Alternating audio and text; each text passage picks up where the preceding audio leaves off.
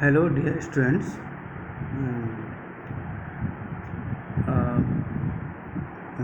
अन्वय सोतस की क्लास चल रही है आपकी।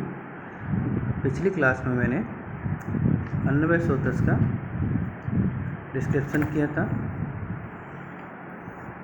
अन्वय सोतस में और एक व्याधि भी आपका कंप्लीट कराया था, आरोचक। अन्वय सोतस में आरोचक मैंने पिछली क्लास में पढ़ाया था। उसी में नेक्स्ट अग्निमांत, अन्वय सोतस की नेक्स्ट व्याधि अग्निमांत, जिसके हम आज डिस्क्रिप्शन करेंगे। इसको बोलते हैं, अग्निमांत को, डाइजेस्टिव इनसफिशिएंसी। आपने जो फूड खाया उसका पूर्ण रूप से पाचन ना हो पाना। अग्निमांत स्वयं ही एक व्याधि है, विकार है और अनेक व्याधियों का एक हेतु भी माना जाता है। अग्नि का काम क्या है? अग्नि, जो आपने भोजन किया, उस भोजन को ग्रहण करने के बाद शरीर में अग्नि, धात्वाग्नि 7, पहले जाटाग्नि काम करती है, फिर धात्वाग्नि, फिर भूताग्नि। इन सभी पर अग्नियों का काम होने के बाद भोजन का पाक होकर जो इसके विशिष्ट जो अंश हैं, मुख्य पोषक तत्व हैं, वो शरीर में उनका एसिमिलेशन होता है, शोषण होता है, जो बाकी जो आहार है वो मल के द्वारा बाहर निकलता है, पोषक तत्वों का एसिमिलेशन हो जाता है। और अग्नि का शरीर में दूसरा काम है, अग्नि पे ही डिपेंड है।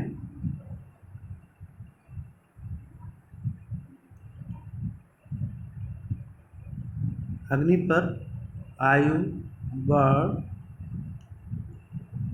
आयु, वर्णो, बलम, स्वास्थ्य, उत्साह, उपचयो, प्रभा, ओजो, तेजो, अग्नये, प्राणश्चोक्ता, देह अग्नि हेतुका, ये सभी अग्नि के ही आश्रित हैं। आयु, वर्ण, अग्नि ठीक है तो लंबे टाइम तक मनुष्य जीवित रहता है और स्वस्थ रहता है। इसी प्रकार अग्नि अगर ठीक है तो वर्ण भी मनुष्य का ठीक रहता है। प्रभा, इसी प्रकार उसके चेहरे पर एक तरह की प्रभा मिलती है। बल भी अग्नि के अधीन है। स्वास्थ्य, अग्नि ठीक है तो स्वास्थ्य भी ठीक है, सारी हेल्थ ठीक है। उत्साह भी अग्नि पे ही है। ओज, तेज, प्राण, देह अग्नि, ये सब अग्नि पे ही डिपेंड है। मनुष्य के जितने भी ये आयु, वर्ण, श्वास, उत्साह, उपचय, प्रभाव, ओज, ये सभी अग्नि पर ही डिपेंड रहते हैं। फिर इसमें दिया है शांते अग्नि म्रियते।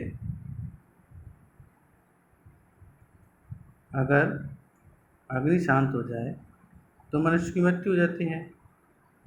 युक्त चिरम जीवते आमया रोगी याद विक्कते मूलम अग्नि तस्मात् निरुच्यते। इसलिए अगर अग्नि युक्त है तो जीवन ठीक चलता रहता है, दिक्कत होने पर रोगी हो जाता है। और सारा मूलम ही अग्नि, सब कुछ जो व्याधियाँ हैं उसका मूल कारण अग्निमांत है। अग्नि पे ही डिपेंड करती है सभी चीज़ें। अग्नि को 4 प्रकार से बताया है: समाग्नि, विषमाग्नि, मंदाग्नि और तीक्षाग्नि। जिसमें समाग्नि को ही जटाग्नि प्राकृतिक अवस्था होती है और शेष 3 अग्नि, विषमाग्नि, मंदाग्नि और तीक्षाग्नि, ये तीनों दोष व्यसन से उत्पन्न व्यकृत अवस्था हैं। समावस्था समाग्नि है, बाकी दोष व्यसन से उत्पन्न विकृत अवस्था होती हैं।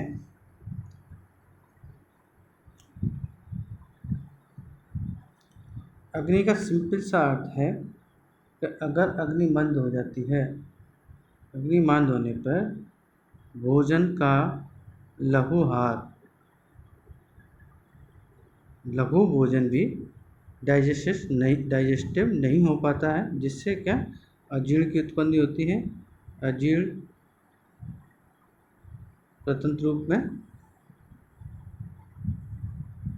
अग्निमांद और अजीर्ण का स्वतंत्र रूप में संहिताओं में वर्णन नहीं है, लेकिन माधव निदान ने इसका डिस्क्रिप्शन किया है अग्निमांद और अजीर्ण का स्वतंत्रवादी के रूप में डिस्क्रिप्शन किया है। तो अग्निमांद होने पर अजीर्ण उत्पन्न होता है और अजीर्ण अग्निमांदी सभी रोगों का कारण होती है। ठीक है।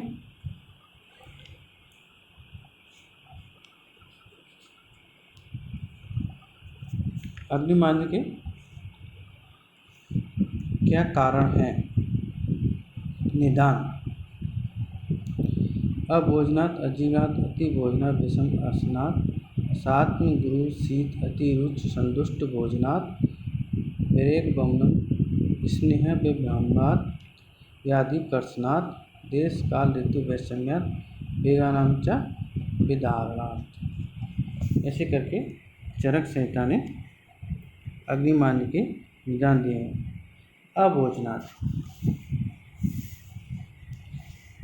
या तो भोजन का ना करना, या उसको दूसरे अर्थों में हम ये भी कह सकते हैं असात्म भोजन करना, या फिर इनप्रॉपर कुक्ड फूड, अपक्व भोजन का सेवन करना, अति मात्रा में सेवन करना, ठंडा भोजन करना, कोल्ड फूड है, हैवी फूड का, ऑयली स्पाइसी, या फिर वेरी मतलब रुच अधिक रुचता हो जिसमें वेरी ड्राई फूड्स का भोजन करना, या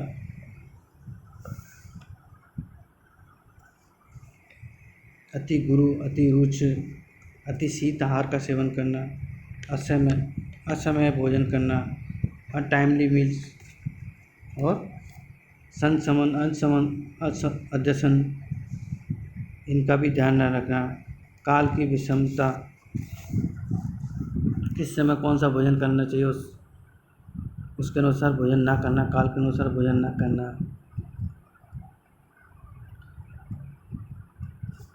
रात्रि जागरण और दिवा स्वप्न, रात्रि में जागरण करना, दिवा स्वप्न करना,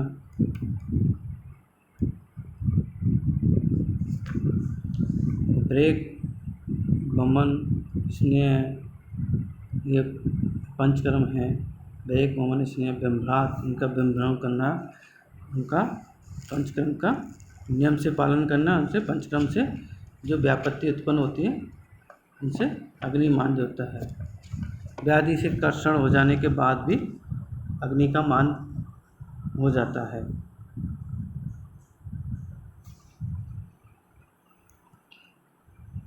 लंबे समय तक जारी रहती है तो उसके बाद अग्निमांद हो जाती है। वेग का विधारण करना, वेगानांचा विधारण, वेगों का विधारण करना। कुछ मानसिक व्याधियाँ हैं जिनसे भी अग्निमांद होती है, जैसे ईर्ष्या, लोभ, क्रोध, शोक, मानसिक भाव, अति चिंतन, इनके कारण भी अग्नि का मांद होता है। देश काल ऋतु वैषम्यात्, देश काल और ऋतु इनका विषम, जिस देश के अनुसार जो खाना चाहिए उसके अनुसार खाना ना खाना, जिस ऋतु में जिस भोजन का निषेध किया है उसका निषेध न करना, इस प्रकार का व्यभिचार करने पर अग्नि का मांद्य होता है।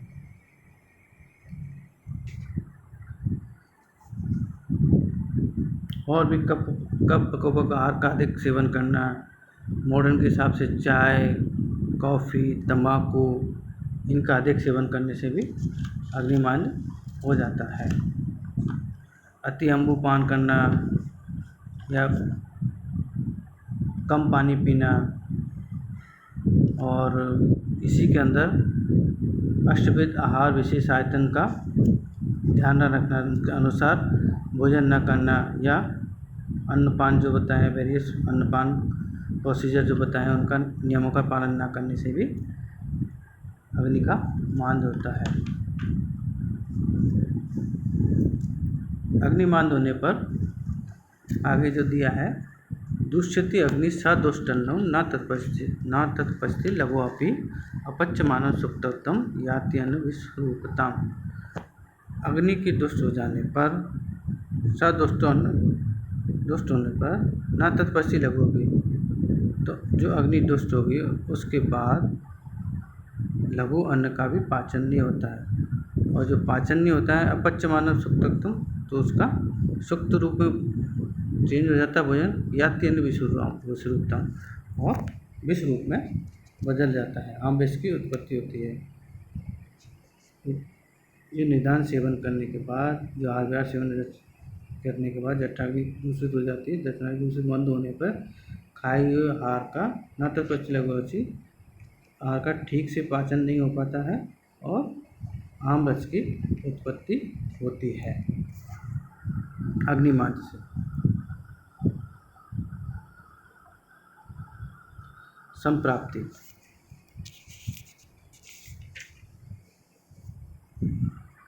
संप्राप्ति भी सेम ही है, निदान में बताया है। निदान सेवन का प्रकोपक आहार विहार का अति सेवन या अन्य निदान जो ऊपर बताए हैं अभी, उनका सेवन करना। एक कफ दोष का प्रकोप होना मेनली, फिर जठराग्नि मांद हो जाती है, जठराग्नि की दुष्टि होती है। जठराग्नि दुष्टि होगी, जठराग्नि मंदता होगी। जठराग्नि मंदता होगी तो आहार का अपूर्ण पाक होगा, और लघु आहार का भी डाइजेशन नहीं होगा। आहार का अपूर्ण पाक, आहार का अपूर्ण पाक होने के बाद आम विष की उत्पत्ति होती है, और अग्निमांद होता है। संप्राप्ति क्या हुई? ये ऊपर वाली, दुष्यति अग्नि सदुष्टन्न न तपस्ति लघुअपि अपच्यमानं सुप्तोत्तम याति अन्न विस्वरूपताम्। इस प्रकार आम विष की उत्पत्ति होती है, आम विष से अग्निमांद हो जाता है। संप्राप्ति घटक दोष त्रिदोष हैं मुख्य। कफ प्रधान त्रिदोष, दुष्य, अग्नि और रस धातु। प्रथम रस धातु बनती है तो वो दुष्य है।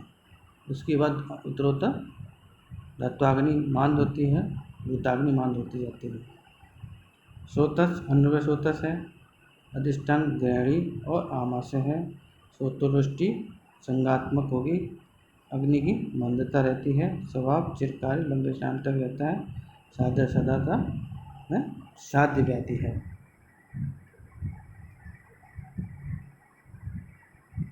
भेद। आचार्यों ने अग्निमांद के 3 भेद बताए हैं, वातज, पित्तज, कफज।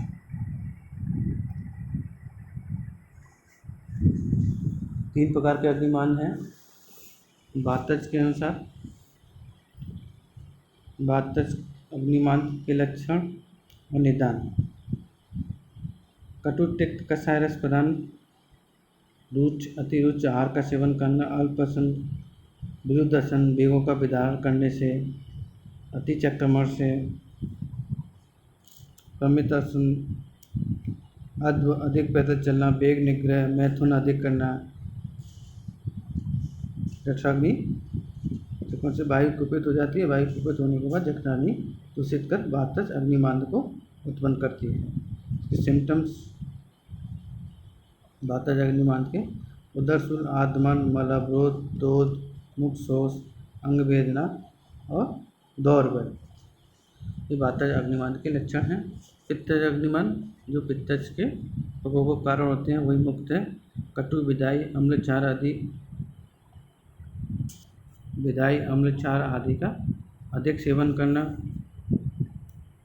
तो फिर इसके क्या क्या होता है, बार बार विदग्ध जीर्ण होने से प्रकोपित पित्त द्रव गुण की वृद्धि कर अग्निमांद को उत्पत्ति करता है।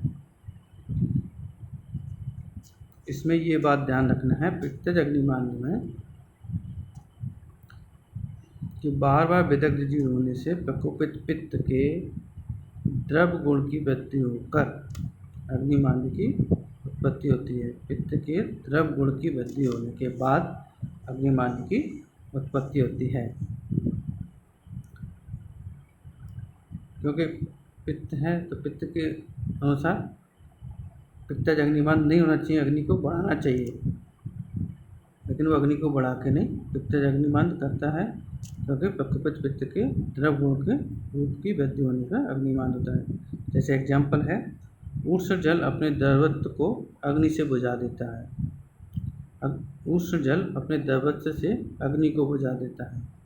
जैसे अग्नि अगर कहीं जली हुई है लेकिन उष्ण जल है तो अपने द्रवत्व रूप से उस अग्नि को बुझा देता है। इसी प्रकार पित्तज अग्निमांद में पित्त के प्रकोप होने पर भी अग्नि की वृद्धि नहीं होती है, पित्तज अग्निमांद होता है उसके द्रव गुण के कारण। कफज अग्निमांद में कफज प्रकोपक आहार विहार सेवन करने से अति गुरु स्निग्ध शीत पिच्छल मधुर आहार का अति सेवन करने से और भोजन करने के बाद सोने से कुपित कफ जठराग्नि को बंद कर देता है, जिससे कफज अग्निमांद की उत्पत्ति होती है। कफज अग्निमांद में कफज व्याधि के सेम सिम्टम्स आते हैं जो कफज व्याधि के होते हैं। शरीर गौरव रहता है, मधुर उद्गार उत्क्लेश सर्दी मुख माधुर्य होगा, आलस्य स्तब्धता, ये कफज अग्निमांद के सिम्टम्स हैं।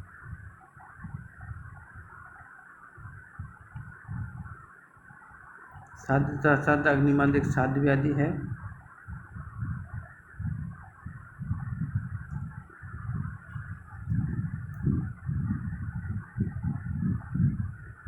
चिकित्सा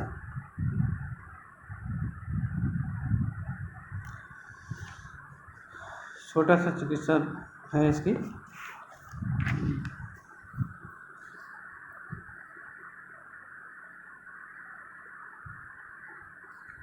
सबसे पहले सभी चिकित्सा है, सर्वप्रथम निदान प्रवर्जन करना चाहिए। निदान प्रवर्जन में है जिस कारण से अग्निमांद हुआ, वेग विदारण है,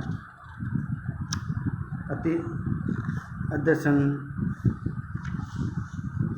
कोल्ड फूड, ऑयली स्पाइसी, गुरु भोजन, इन सब का परिवर्जन करना चाहिए। हितकर आहार उचित काल पर उचित मात्रा में प्रयोग करना चाहिए, जिससे अग्नि प्रदीप्त रहे। दीपन पाचन औषधियों का अग्निवर्धन के लिए प्रयोग करते हैं। स्नेह एवं परम विदा दुर्बल अग्नि दीपनम, स्नेह को परम अग्निवर्धक बताया गया है चरक में।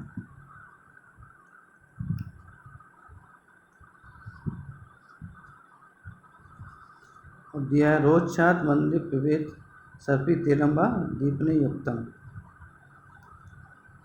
जो आँख में रुचता उत्पन्न होने के कारण जो अग्निमांद हुआ है उसको कम करने के लिए दीपन औषध से सिद्ध घृत तेल या दीपन द्रव्यों से औषध से घृत तेल या दीपन द्रव्यों के चूर्ण को घृत तेल में मिलाकर पीना चाहिए। रोचता में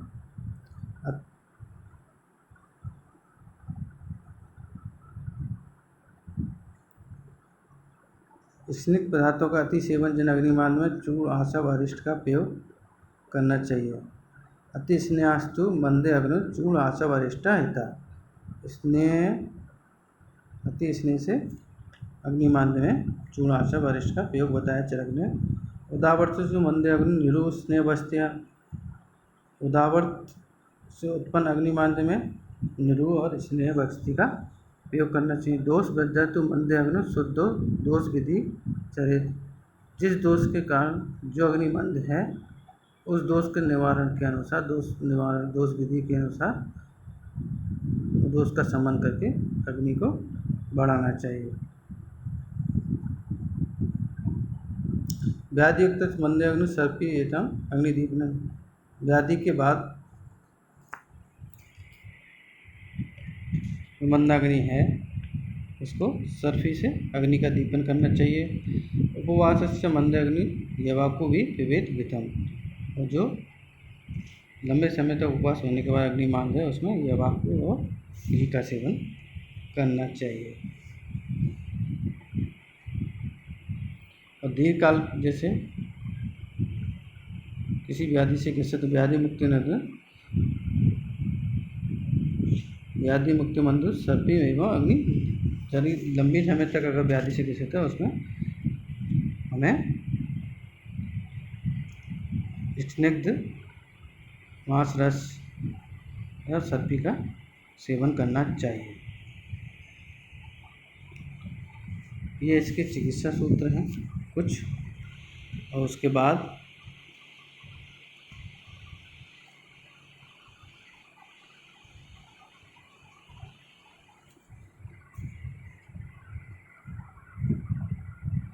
इसने अन्य विधिश्चैत्री चूर्ण अरिष्ट सुरा आश्रवै सम्यक प्रयुक्तै विषजा बलम अग्नि प्रवर्तते। मंदा अग्निमांद होने पर उचित रूप से सम्यक प्रयुक्त विषजा बलम अग्नि प्रवर्तते।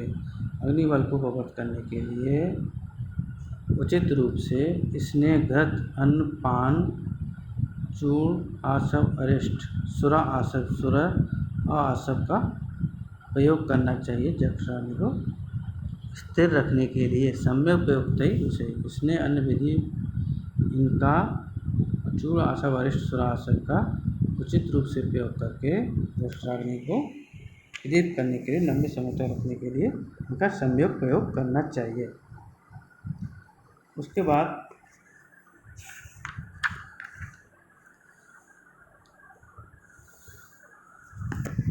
संशमन चिकित्सा।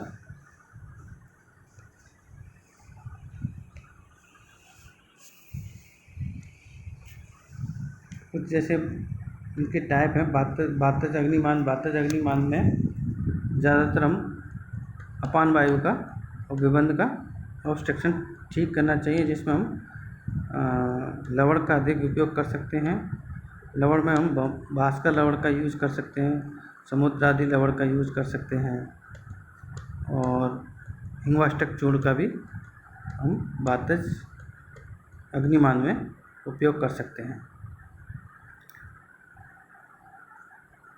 पंचकोल घृत का भी हम वातज अग्निमान में यूज़ कर सकते हैं। पित्तज अग्निमान में दीपनीय ड्रग, दीपनीय दवाई, दीपनीय औषध विद मधुर रस, मधुर तिक्त रस। पित्तज अग्निमान में दीपनीय औषध किसके साथ? मधुर और तिक्त रस के साथ पित्तज अग्निमान में देते हैं। कफज अग्निमान में कटु, अम्ल, लवण, क्षार और तिक्त ड्रग का उपयोग करना चाहिए। पंचकोल चूर्ण का यूज़ कर सकते हैं, पंचकोल क्वाथ भी दे सकते हैं, पंचकोल पेया भी दे सकते हैं। ये हम कफज अग्निमान में उपयोग करते हैं। संशमन चिकित्सा में संशोधन चिकित्सा में भवन विरेचन बस्ती है ही। कफज अग्निमान भवन, पित्तज अग्निमान विरेचन और वातज अग्निमान बस्ती। संशमन चिकित्सा में अग्नितुंडी रस, अरिकंटक रस, अग्निकुमार रस, अग्नि संदीपनी रस, कव्यवाद रस। बटी में हम गंधक बटी, रसौन बटी, शंख बटी, चित्रकादि बटी, हिंगवादी बटी का यूज़ कर सकते हैं। चूर्ण में लवण भास्कर, हिंगवाष्टक चूर्ण, अग्निमुख रस, बड़वानल चूर्ण, सेंधवादी चूर्ण। आसवरिष्ट में अमृतारिष्ट है, कुमारी आसव है, द्राक्षासव है, इनका यूज कर सकते हैं। घृत तेल में सबसे बेस्ट है पंचकोल घृत का भी यूज़ कर सकते हैं। सामान्य नहीं तो सिंपल गाय का घृत का भी यूज़ कर सकते हैं। कुछ और अबले हैं जिसमें क्षार गुड़ दिए हैं चरक ने, चित्रक गुड़ है, गुणाष्टक भी दिया है, इनका हम यूज कर सकते हैं अग्निमान में। पथ्य में हम पुराना साली चावल है, लाज मंडेसुरा, मांस रस, खरगोश का मांस रस भी इसमें है, मूली, कच्ची मूली, लहसुन, पुराना पैठा, कच्चा केला, सहजना, परवल, बैगन, नीम। बिहार में बमन, बेचन, बस्ती, स्वेदन, व्यायाम आदि अग्निवर्धक होते हैं। और भी आहार में नींबू, अम्ल वितस, ये भी अग्निदीप्त हैं। आंवला है, छाछ है, धान्य अम्ल है, हींग है, अजवाइन है, काली मिर्च है, मेथी, धनिया, जीरा, दही भी अग्निवर्धक होता है। गर्म जल, उष्ण जल का भी सेवन करना और कटु तिक्त द्रव्य, ये सब अग्निवर्धक होते हैं।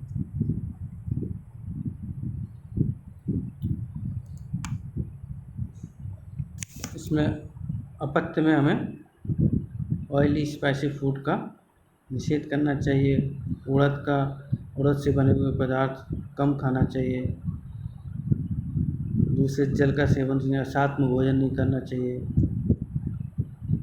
और बिहार में बेगों का विदारण नहीं करना चाहिए, रात्रि जागरण नहीं करना चाहिए, विषामर्शन नहीं करना चाहिए, मलमूत्र आदि का बेग का धारण नहीं करना चाहिए।